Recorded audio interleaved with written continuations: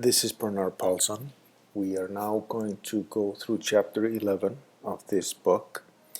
In it, we will learn how to formulate a simulation model of the pentose pathway and then how to combine it with the simulator for glycolysis covered in the previous lecture to form a network, and then how to simulate the responses of that network.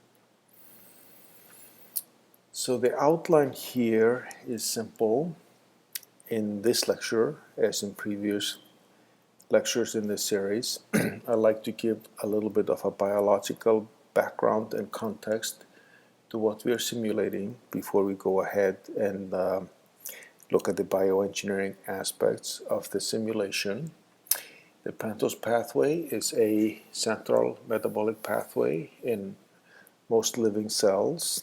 It produces pentoses that are used for synthesizing RNA and DNA primarily, and it makes redox potential in the form of NADPH. The pentose pathway by itself has simple cofactor couplings. It makes NADPH, which is charged with a redox equivalent. NADPH then gives its redox equivalent to glutathione, symbolized by GSH in this slide and throughout these slides. And that is a buffer on redox potential in the red blood cell that we are dealing with. The pentose pathway makes a pentose, that is a 5-carbon sugar, from a hexose, that is a 6-carbon sugar, and therefore liberates a carbon dioxide. We will look at the stoichiometric matrix for the pentose pathway, and as for glycolysis, we will look at its null spaces and look at the two pathway vectors that are found in it. We will then determine what the steady state is based on measurements, use those measurements to determine the perks, the kinetic constants, and fully define a simulation model in a steady state.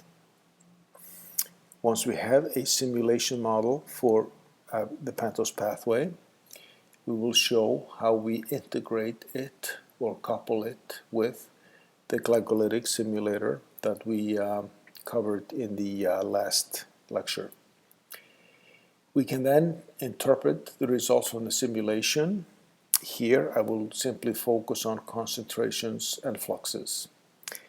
As you saw towards the end of the glycolytic chapter, we can interpret the structure of a system and form pools and charge ratios in a manner that is suitable to interpret the physiological functions of a pathway or a network.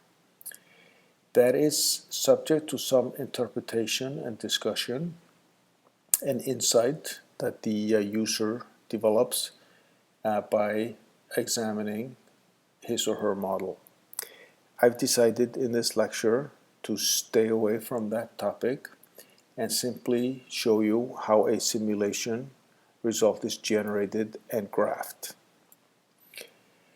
I would like to start with a primer on the pentose pathway to help you understand the biochemical background before we build a simulator.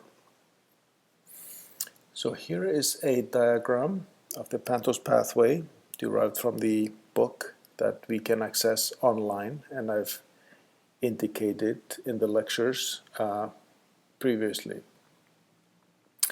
Here we look at the oxidative and the non-oxidative branch of the pentose pathway. I start with the oxidative branch. At the bottom of this red box, we have glucose 6-phosphate. That is an intermediate in glycolysis. It can undergo reaction number 1, symbolized here, that generates an NADPH, and a couple of reactions further down the pathway. In reaction 3, it makes a second NADPH and liberates CO2 to produce ribulose 5-phosphate. This oxidative branch of the pathway has 2 steps in which redox equivalents are extracted from the initial substrate, and CO2 is broken off and we form a pentose. The non-oxidative branch of the pathway is a series of reactions where various molecules are combined and recombined. So on the top we see the pentoses in the top 2 reactions, and a pentose has 5 carbons, so we have 2 5-carbon units reacting, and we can form, for instance, a 7 and a 3 carbon unit, that then another recombination give me a 6 and a 4-carbon unit, and then finally I have the formation of 6 and 3 carbon units. That is the non-oxidative branch, and it's comprised of reactions that rapidly equilibrate, whereas the oxidative branch has irreversible reactions.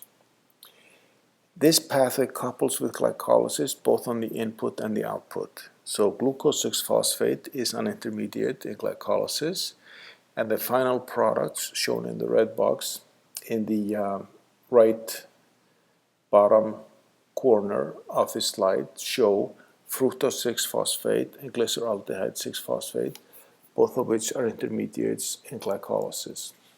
So the inputs and outputs of this pathway are compounds that we find in the glycolytic pathway.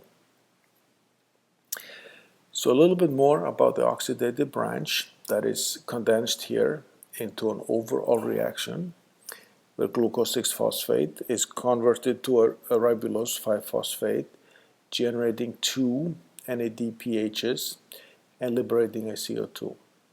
At the bottom of the slide, we show a reaction where glutathione buffers NADPH. GSH is the reduced form of glutathione, and it can react with the oxidized form of NADP to form the dimeric form of glutathione, that is the oxidized form, and NADPH, that is the reduced form of that cofactor. So that is a classical exchange reaction, and glutathione is a dead end in the network and is serving as a buffer on the redox potential, just as we saw with a creatine phosphate in chapter 8. Now, we talked about the charge on energy transducing membranes in chapter 7, and talked about the fact that they are on the order of 220 to maybe 230 millivolts. The thickness of the bilipid layer is 7 nanometers. So if we take 230 millivolts and divide by 7 nanometers and scale it up to units that we might be able to physically comprehend, we see that that gradient corresponds to 300,000 volts per centimeter.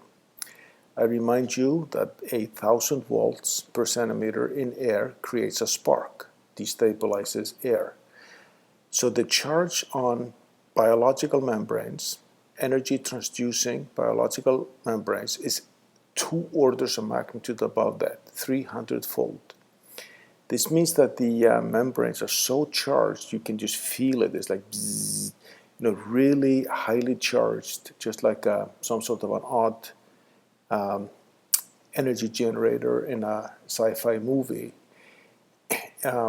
The result of this very, very high charge that is on those membranes is the fact that we form reactive oxygen species, or ROS, as shown in panel A in this figure. These species are highly reactive and randomly react to different biomolecules, damaging them. To prevent such damage, cells produce a variety of antioxidants that are placed close to those membranes to limit such damage. We have all heard about antioxidants in the popular press, in a nutraceutical store we might go through, and so forth. It is very important to have antioxidants in energy transducing tissues because of the random damage that ROS generates. On the right-hand side of this slide, towards the bottom, we see glutathione. The dimeric form is on the bottom, and that is the oxidized form, and then the monomeric form on top, which is the reduced form, and that is symbolized by GSH. The table in the right top of this slide gives you names of some familiar antioxidants. We all know that ascorbic acid or vitamin C is a very potent antioxidant. We have, most of us have heard of Q10, coenzyme Q, that is made in human tissues to prevent oxidative damage. Carotenoids in the form of beta-carotene are normally associated with the eye and vision, and lycopene, normally associated with protective effects against cancer. Prostate cancer in particular is another form, another category of antioxidants that we are mostly familiar with. And we look at the third category, and there we see glutathione. So glutathione is an antioxidant that the red blood cell, amongst other cells, uses to counter random oxidative load that these cells experience. We now look a little bit at the metabolism in the red cell. We have already talked about glycolysis, symbolized by the vertical arrow to the left of this slide, where glucose 6-phosphate goes to lactate, makes ATP, and in the red cell, that ATP is primarily used to drive the sodium-potassium pump that is used to balance osmotic pressure and help this cell with the shape changes it has to undergo as it goes through circulation.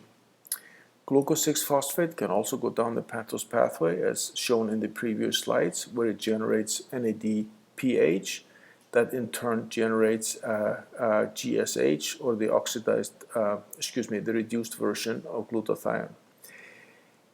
That glutathione responds to various loads.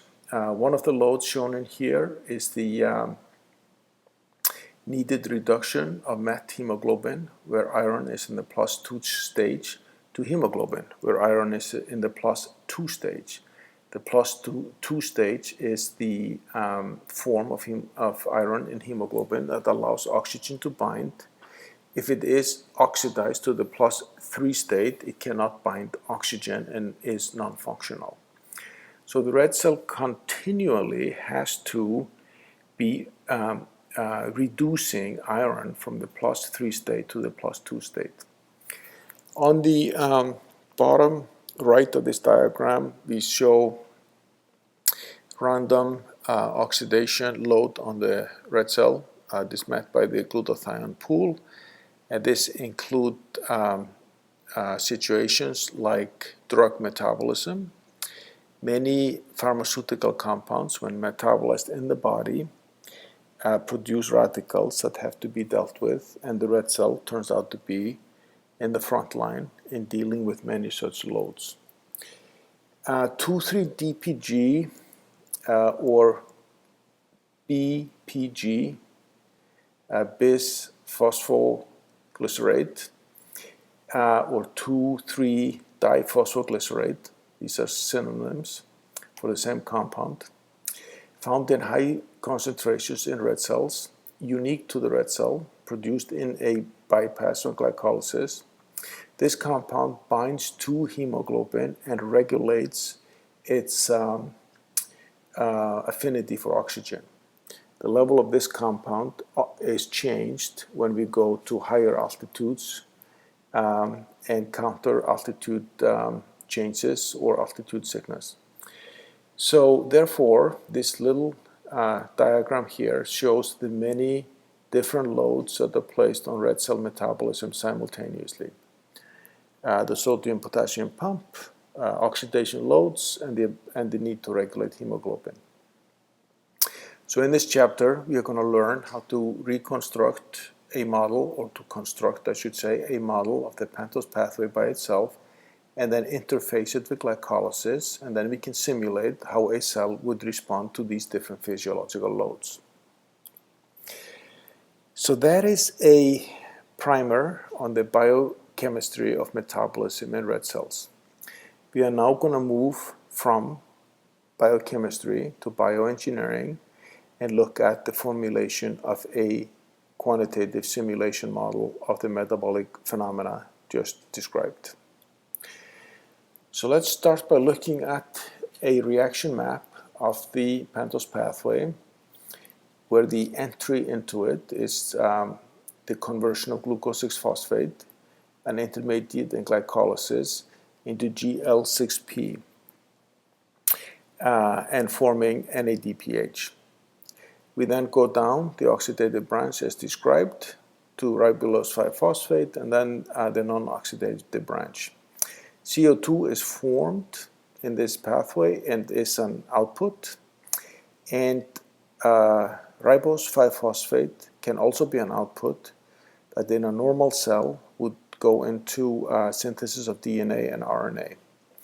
In the red cell, we shall see that the ribose 5-phosphate participates in purine metabolism that we will consider in the next lecture. But R5P is a potential output of this pathway, and I will consider that in the first part of this lecture. Here are the reactions in the pentose pathway. I'm indexing them from 22 to 32. Remember, in glycolysis, we had 21 reactions, and I'm preparing this list for integration with the glycolytic reactions by indexing them in this way. Here are the compounds that represent the intermediates in the pentose pathway, and then the cofactors, and finally carbon dioxide.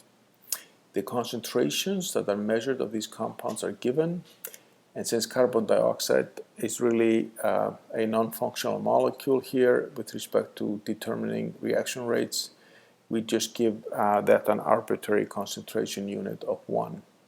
If you scan through the other concentrations, you see they're all very low, with the exception of the reduced form of glutathione, and this is the buffer that the red cell has to deal with redox loads. 3.2 millimolar is a high cellular concentration for a metabolite. To quality control the stoichiometric matrix, we need the elemental composition of these compounds, and that is given in this table in the bottom right. This is the matrix we use to quality control the stoichiometric matrix, as we did for glycolysis. The output of R5P will be considered when the pathway is considered in isolation, but when I couple it to glycolysis, I will not consider this output in the second half of this lecture, but then in the lecture next time, when we deal with purine metabolism, we see that this metabolite is common between this pathway, the pentose pathway, and purine metabolism. All right, so here is the stoichiometric matrix for the pentose pathway. Here is the output of ribose 5-phosphate that I'm going to consider for now as I deal with this pathway in isolation. The stoichiometric matrix that describes this pathway has two a two-dimensional null space, and the null space vectors are shown at the bottom of this table. As I'll talk about in a moment, we need to add one flux measurement to determine the steady state here, and the flux measurement that we are going to add is the number 0.42 that represents the redox load, the baseline redox load that will determine the baseline flux through this metabolic pathway, being the Pantos pathway. Here is a graphical representation of the two pathway vectors in the null space of the stoichiometric matrix. The first one is very simple. It's the basic Pantos pathway as described, the glucose 6-phosphate entering and fructose 6-phosphate and GAP leaving. CO2 is being liberated and two reduced forms of glutathione are being produced. The other vector in this null space is the conversion of the hexose glucose 6-phosphate to ribose 6-phosphate with the liberation of CO2. This would be a pathway that leads to the production of pentose. So these are the two basic functionalities of the Pantos pathway. The one on the left we shall consider when we integrate the two, and the one on the right I will not consider later in this lecture, but I will again consider it when we couple to purine metabolism. Okay, so now I want to simulate the response of this pathway. The model is set up and we're ready to compute. What I've chosen to do for illustration purposes here is to look at an elevated usage rate of ribose 4-phosphate. And I'm going to, at time 0, increase that usage rate markedly. We can conceptualize this simulation by using the node map shown on the top of this slide, and as we'll see on the next slide, the overall input-output properties of the Pantos pathway. The node map shows the input to R5P, so there's one reaction that makes it, and there are two reactions that use it. The R5P removal that we are going to introduce a step change in, and the transketolase 1 that takes R5P into the non-oxidative branch of the Pantos pathway that results in mass being returned to glycolysis. The graph shown to the right of this slide is an input-output representation of this node. So on the y-axis I have the input, and on the x-axis I have the output, which is a summation of two fluxes. At the beginning, at time equal to 0 minus, we are sitting on the steady state line, which is the 45-degree line in this case. As time hits 0, I instantly move that point horizontally to the right to show that I've increased the withdrawal rate, the removal rate of R5P.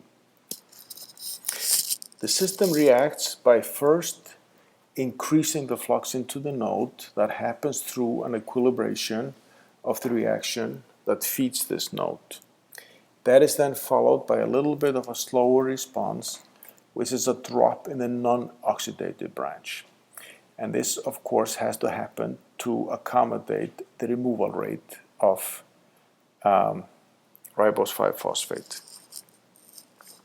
So that's one way to understand and simulate this response. Another way is shown in this slide, where I'm simply looking at the input-output relationship. The input here into the Pantos pathway is considered to be a constant, like a boundary flux at 0.21. And then we have two outputs. One is the output to these to R5P synthesis, and this is the output I'm going to pull on, and then the return to glycolysis by exit from the pentose pathway, and that's two fluxes. Since the input is fixed at 0.21, the summation of the two exits is a constant, giving us a straight line with a minus 45-degree slope in the flux phase plane showed. In the beginning, at time 0, we have most of the mass being returned to glycolysis and very little of R5P being removed. I believe the number here is 0.01 being removed. At time 0, I instantly accelerate that removal rate and therefore shoot up vertically on this in this phase plane. And in response, we see a drop in the non-oxidative branch, moving us into the steady state, as shown in the last slide. So this is a simple simulation, a case study of how the pentose pathway would respond to an accelerated use of R5P as an output from the system that leads to reduction of return of mass into glycolysis.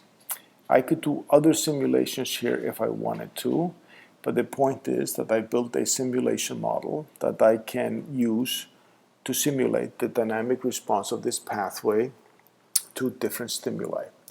And only one stimuli is given in here. Now we move on to the second part of this lecture, which is really the main reason for giving it. I am now going to couple together the glycolytic simulator developed in the last lecture and the pentose phosphate pathway simulator that we just built. So what I am doing now is to take the glycolytic model that I had before and now appending to it the pentose pathway as shown in this slide, and that is the process in this burgundy box shown here. I note that the intermediates in these two pathways are in common, GAP shown here and fructose 6-phosphate shown here. And note I have these dashed arrows between the symbols shown because these are not real reactions, and they indicate that I have to actually pull these two nodes together into one when I integrate the networks, because these compounds are in common with the two pathways. And I will discuss this here in a moment. The stoichiometric matrix for this integrated system will now be comprised of the stoichiometric matrix we had for glycolysis before, the 20 by 21 matrix, and then the matrix we just formulated for the pentose pathway, which I think is at the 11 by 11. I believe that's the case. Shown in this second burgundy box. 1, 2, 3, 4, 5, 6, 7, 8, 9, 10, 11, yeah. Now, there are few intermediates in common with these two pathways, and I will now have to merge the rows for these pathways from the two different individual stoichiometric matrices when I form the integrated one. And in this black box here, I show the coupling between those two pathways because glucose 6-phosphate, fructose 6-phosphate, and GAP actually appear in both of these pathways, and these nodes will integrate or link together these two pathways when I form my integrated model. The null space of this stoichiometric matrix is 4-dimensional, and 4 pathways that form that null space are shown at the bottom of the slide. I'll show them graphically on the next slide so we can understand them. With glycolysis, we learned how to measure three independent fluxes to determine the location in that three-dimensional null space. For glycolysis, now we have a four-dimensional null space for the combined pathways, and we now need an additional independent measurement to locate ourselves in this four-dimensional null space. And that is given by this number 0.42 millimoles per hour, and that is the basal oxidation load on glutathione. I now visualize the four basis vectors on a pathway map, and that is what's shown here. The first three, P1, P2, and P3, are the same as before, but the last one, P4, is a new dimension in the null space of the integrated system that arises from the inclusion of the pentose pathway. This vector describes the uptake of glucose, processing it through the pentose pathway to produce CO2 with a return to glycolysis. Part of that return is recycled to go back into the pentose pathway, and a part goes down glycolysis and eventually is secreted as lactate. This pathway, P4, is an integrated state of this network that involves two classical pathways, glycolysis and the pentose pathway, but in and of itself is not a classical pathway shown in a biochemistry textbook. It is, however, an integrated state of this network. So we have a four-dimensional null space, we have four independent flux measurements, and therefore we can compute the steady state flux map. We also know the concentrations of the intermediates, and just as for glycolysis, we can now calculate the pseudo-elementary rate constants from the flux and concentration data, and that is the last column shown in this table. These values are essentially the same as the one we presented before, except the little intermingling that happens as a result of the side flux into the pentose pathway and return to glycolysis. So a couple of these perks change their value slightly. Now we have a model, a simulation model of these two pathways simultaneously. And what I'm going to do now is simply describe two different dynamic simulations of the system, two case studies. Okay, so here we have the system that we're going to be dealing with. We have an integrated model of the system, and we have defined a steady state, a homeostatic state, a basal state, a resting state, whatever you choose to call it, an unstimulated state. What we're going to do now is to do the same thing as we did before. We're going to simulate a 50% change in the rate of use of ATP. So the cell is now more rapidly wanting to use ATP. This is, of course, the simulation we have been sticking to throughout these lectures. Here are the responses. This is color-coded. What I'm showing here is a group of flux phase planes, very similar to the ones that I have shown before. Let's look at the green box first. This is where on the on the x-axis I have plotted the flux load, and on the y-axis I've plotted the removal rate of AMP. I see at time zero this immediate shift of the starting point horizontally to the right. That is followed by a drop in the ATP flux load at the same time as AMP secretion rate goes up, giving me a flux with a negative, a line with roughly a negative slope, followed by somewhat of a vertical motion straight back into the original steady state as time goes to infinity. Very similar phase plane as we showed before for glycolysis alone, except it wiggles around a little bit more. We have now more like a damped oscillation rather than an overshoot. These two fluxes are also highlighted in green with the arrows to your left.